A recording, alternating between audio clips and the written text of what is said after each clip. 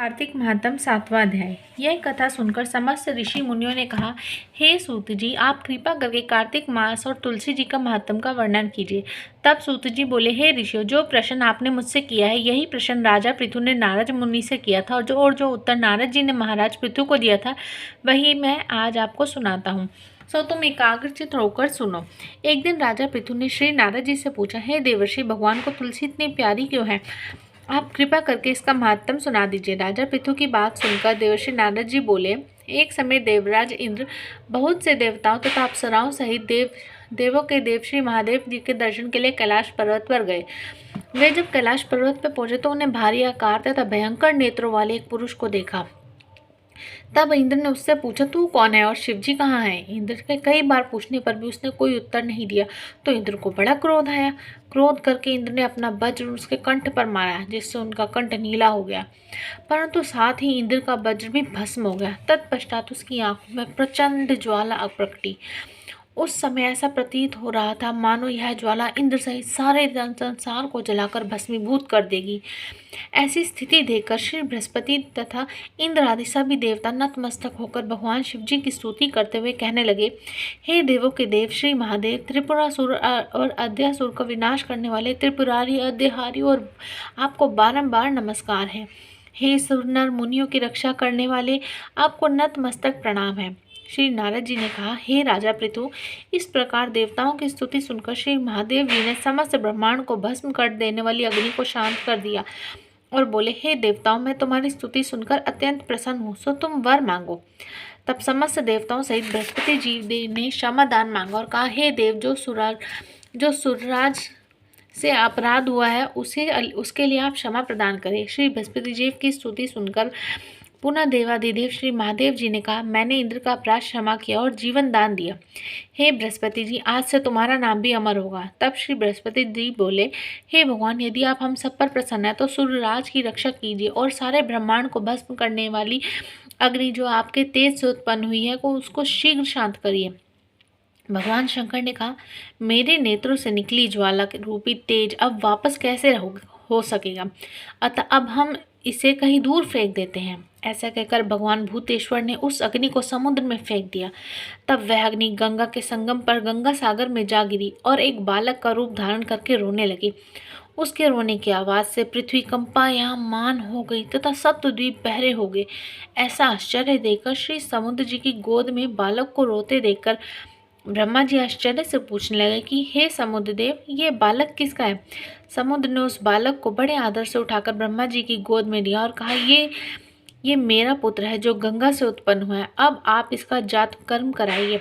उसी समय उस बालक ने ब्रह्मा जी की दाढ़ी पकड़कर बड़े जोर से मरोड़ी, जिसे मरोड़ने से ब्रह्मा जी की नेत्रों में आंसू भर आए। तब किसी प्रकार से ब्रह्मा जी ने अपनी दाढ़ी छुड़ाई और कहा, इसने हमारी आंखों से जल निकाला है, इसलिए इसका नाम जलंधर होगा और यह शिवजी के अतिरिक्त संसार में किसी के हाथ से नहीं मरेगा। इसका कारण यह है कि यह शिवजी के अंश से ही उत्पन्न हुआ है। यह सुनते ही वह बालक युवा हो गया। तब ब्रह्मा जी ने शुक्राचार्य को बुलाकर उसका राज्याभिषेक कराया और ब्रह्मा जी अंतर्ध्यान हो गए। सिंधुराज ने काल नेमी की पुत्री वृंदा के साथ जलंधर का विवाह कर दिया। वृंदा अति सुंदर थी और सारे ब्रह्मांड में प्रथम स्त्री और पतिव्रता थी। परम सुंदर पत्नी पाकर जलंधर बहुत प्रसन्न तथा अतएव आनंद से दिन व्यतीत करने लगा। जब जलंधर घर में आता तो वृंदा स्वयं अपने हाथों से पंखा झलती, पाद्य अर्घ आचमन अर्घ अर्पण करती। इस प्रकार वे अपने पति को नारायण समझकर उसकी सेवा करती थी। नारद जी बोले, हे राजन, अब मैं पतिव्रता स्त्रियों के कुछ लक्षण सुनाता हूँ। पतिव्रता स्त्री अपने पति के दुख में दुखी और पति के सुख में सुखी रहती है। पति के परदेश जाने पर विरह वेदना का अथाह दुख सहन करती है और पति के मर जाने पर पतिव्रता स्त्री पति के साथ सती हो जाती है। अपने पति के पाप पुण्य में आधे की भागीदारी होती है, इसलिए स्त्री अर्धांगिनी कहलाती है। जो स्त्री अपने पति के साथ सती हो जाती है वह 3.5 करोड़ रोमों के अनुसार 3.5 करोड़ वर्ष तक अपने पति के साथ स्वर्ग में वास करती है। जो स्त्री शमशान भूमि तक जितने कदम उठाकर जाती है उसको एक एक कदम पर एक एक यज्ञ का पुण्य फल प्राप्त होता है। ऐसी स्त्री अपने माता पिता और पति इन तीनों कुलों को पवित्र कर देती है। जिस प्रकार सपेरा सर्प को बिल से बाहर निकाल लेता है, ठीक उसी प्रकार पतिव्रता स्त्री नारी अपने पति को नरक से निकाल लेती है। इसलिए पतिव्रता स्त्री द्वारा पति के साथ सती हो जाने को परम धर्म माना गया है। जालंधर की कथा पर वापस आते हुए नारद जी ने आगे कहा, हे राजा पृथु, देवताओं के भय से भयभीत होकर सब दैत्य पाताल लोक में भाग गए थे। वे जालंधर का अभय पाकर पुनः पृथ्वी पर आकर निर्भय घूमने लगे। उसी समय जालंधर ने राहु के कटे हुए सिर को देखा तो उसने शुक्राचार्य से इसका रहस्य पूछा। तब शुक्राचार्य जी ने समुद्र मंथन के समय देवताओं द्वारा अमृत को छले जाने का समस्त वृत्तांत कह सुनाया। इस प्रकार अपने पिता का मंथन और देवताओं द्वारा दैत्यों का अपमान सुनकर जालंधर को बड़ा क्रोध आया। क्रोध से भरे हुए जालंधर ने घसमस नामक दूत को बुलवाया और देवताओं के पास भेजा। घसमण ने देवराज इंद्र की सभा में जाकर अभिमानवश न मस्तक झुकाया और न नमस्कार किया, बल्कि गरज कर कहा कि दैत्यराज जालंधर ने मुझे कुछ कहला भेजा है, वह सब कान खोलकर सुन लो।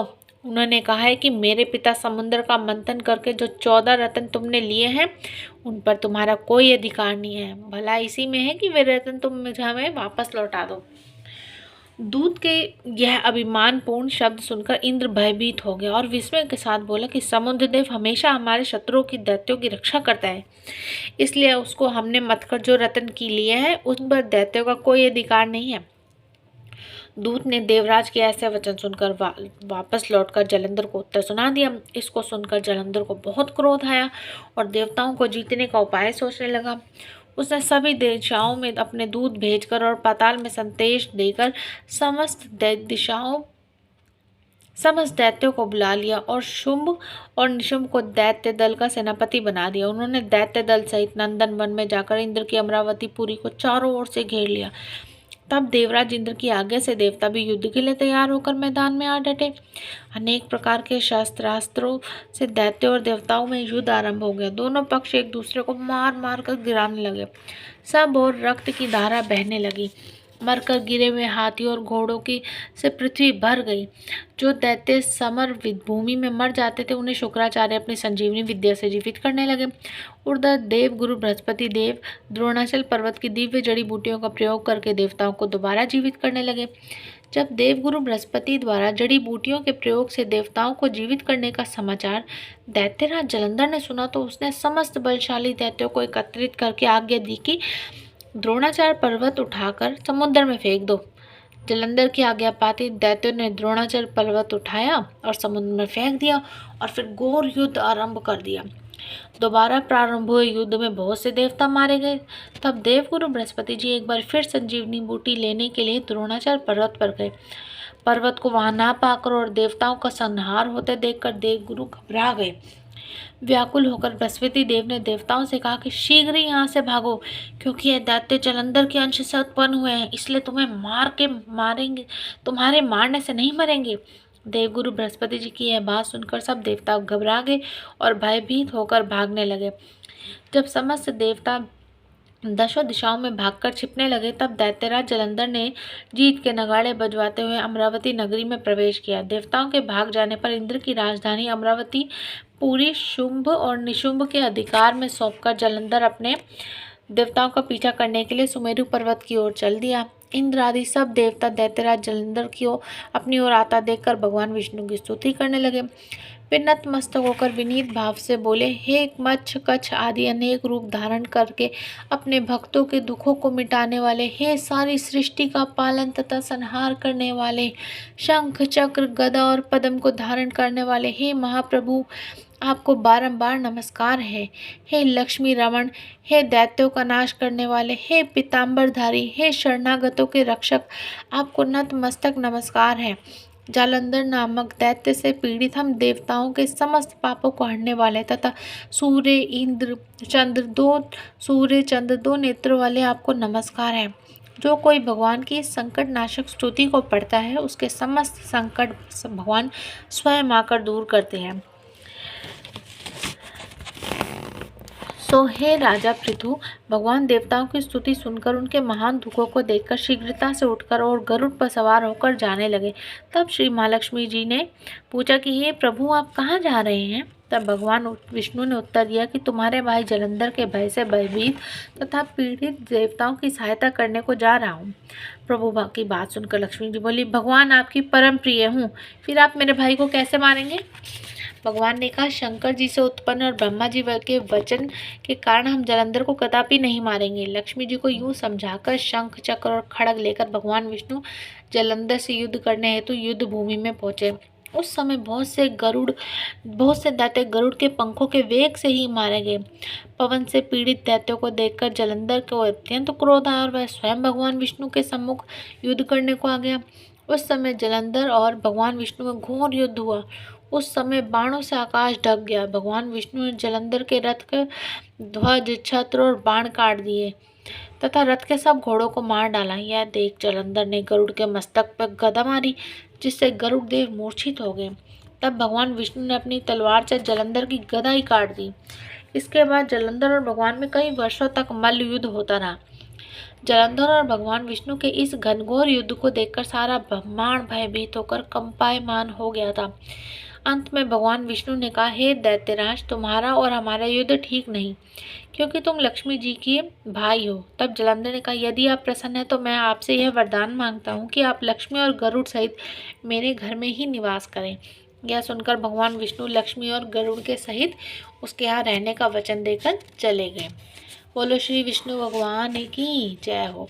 तब समस्त देवी देवताओं के स्थान पर दैत्यों की नियुक्ति करके जलंधर अपनी राजधानी में निवास करने लगा और देवताओं, गंधर्वों व किन्नरों आदि पर जितने भी रत्न थे वे सब छीनकर उसने अपने अधिकार में कर लिए।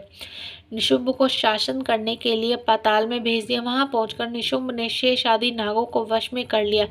इस प्रकार जलंधर देव, यक्ष, किन्नर, गंधर्व और मनुष्य सबको अपनी प्रजा बनाकर पुत्र के समान तथा धर्म की नीति से उनका पालन करते हुए त्रिलोकी पर शासन करने लगा। यह कथा सुनाकर नारद जी ने कहा, हे राजा पृथु, एक समय भगवान का दर्शन करने तथा जलंधर का वैभव देखने के लिए हम भी उसकी राजधानी में गए थे। इति 7वां अध्याय समाप्तम। बोलो श्री कृष्ण भगवान की जय हो। बोलो श्री विष्णु भगवान की जय हो। बोलो श्री लक्ष्मी नारायण भगवान की जय हो।